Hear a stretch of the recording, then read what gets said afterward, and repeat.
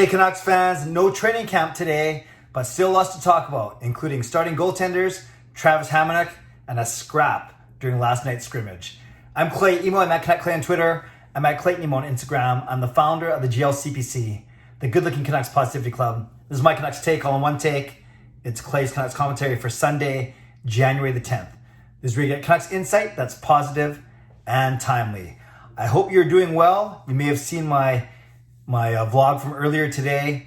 Of course, the big news that everyone knows now, no training camp, no on ice, no off ice, nothing at Rogers Arena today as they've shut it down out of abundance of caution due to a potential exposure to COVID-19. I vlogged about it earlier today, but basically no names given. Obviously, we don't want to speculate too much, but out of caution, there's going to be nothing at Rogers Arena today, and hopefully they can straighten it out, do the contact tracing, I should say, and talk to who they need to talk to assure that they're in a safe place to return to the rink tomorrow. But we shall see. We don't know if this is going to mean a postponement of games. We'll find out perhaps later today when the Canucks release their next statement. But if you want to hear my thoughts on that, you can see my vlog from earlier today.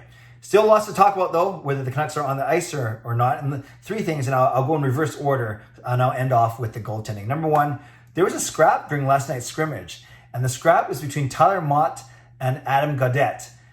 They got tied up near the blue line, and it looks like Tyler Motte is kind of obstructed by the boards and the camera angle, but Motte slew-footed Gaudette, bringing him back dangerously back onto the ice. Of course, they both hit their heads, or they hit their upper bodies. That's what happens in slew foot. You take the feet out, tied up, nowhere to go, and they both fell back. And then Gaudette got up and basically challenged Motte to a fight, got on top of him, and basically tackled him, and then even gave Motte a shove as they were skating, as they were being separated by officials. I have a few thoughts on this. It can go both ways. My first thought is you never want to see guys fighting at training camp, especially teammates. And who knows, maybe they shook it off and they laughed it off already in the dressing room. I do not know. But you never want to see a fight, and you never want to see what Tyler Motte did. You don't want to see slew foots anytime, even against opponents. It's kind of dangerous. And Motte had a bit of a chippy night. Earlier in the night, he half slew-footed Jace Harlock. And as the two of them were going down, I remember watching this. I think it was, I can't remember which player then fell on top of them, because I was happy to watch the other player. The other player happened to fall on top of the guys, but really then Harlock was injured off of that.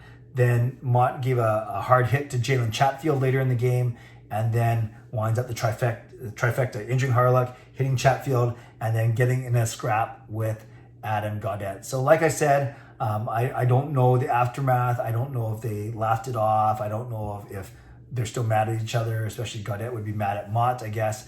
But yeah, it was kind of strange to see. Like you want guys to be trying hard. It's tricky, right? You want guys to be trying hard, being competitive, and there are a lot of guys, the fringe guys who are really trying. Not that Motte or Gaudette are fringe guys, but you know what I mean. The guys that are borderline taxi squad, they're working really hard to still make an impression on the coach and working hard to make the team. And then you have other guys like the lot of the line who are just making sure that they're not injured, they're getting through uninjured. And then, so you don't want to let your guard down, but you also don't want to have the most competitive game ever in a mean nothing scrimmage, mean nothing to some guys. So I guess that's the tricky thing. So would love your thoughts on that, Canucks fans. Apparently the scrimmage was a lot more, well, I saw it. There's a lot more, it was a lot more competitive. It was a lot tighter. Goalies were better, which I'll talk about in a second. And you can tell 6-4 in the first scrimmage versus 2-1 last night. And that was determined in the shootout. So a very, very tight game. And, a lot of line looked good as we expect. Schmidt looked good. Hughes was fine. I think Horvat and Pearson looked good. Hoglander was fine. Maybe not as exciting as the previous scrimmage. He looked fine. Nothing stood out in a bad way, really. Guys like Berchi and Bailey were pushing to make the team, who were pushing, but, kind of likely will end up on the outside looking in. But overall, it was a good competitive scrimmage, and that's what you like to see. And despite all the technical issues, and it's kind of funny. Like, I don't know, I might come off as a bit of a snob or whatever, but people were really mad when the stream was late getting on to Canucks.com.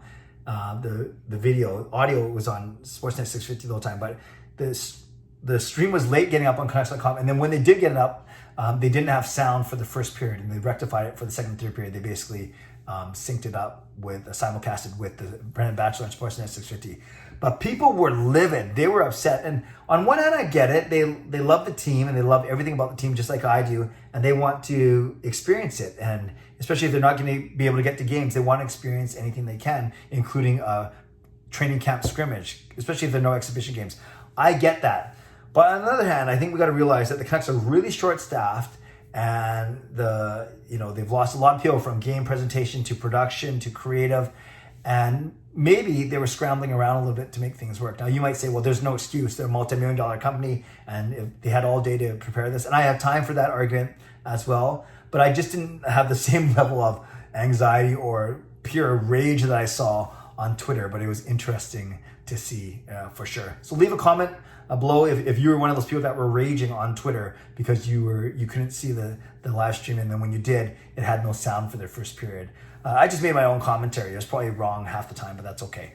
Okay, second thing I want to talk about, Travis Hamonic. I think one of the biggest downfalls of today, aside from hopefully no one is infected or exposed to COVID, but the downfall generally is not seeing anyone on the ice. But in particular, I was really looking forward to seeing defenseman Travis Hamonic. We know he's here on a PTO. We know he's expected to make the team using some of the money freed up by Michael Furling going on LTIR at the start of the season. Whether Hamonic plays on Wednesday or Thursday against Edmonton, we don't know. But we were excited. We were excited to see him on the ice after he hasn't really skated since February, March. Got injured in February against the Canucks, actually, and then opted not to play in the bubble.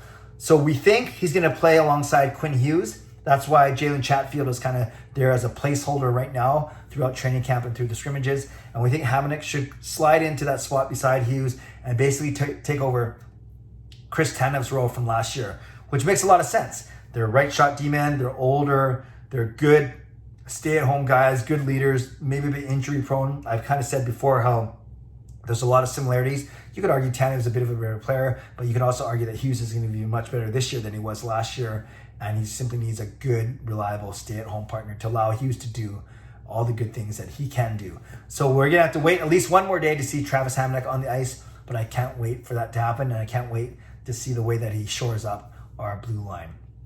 Lastly, speaking of shoring up things, interesting, Braden Holtby versus Thatcher Demko. All along, I've been saying that Demko will be the starter.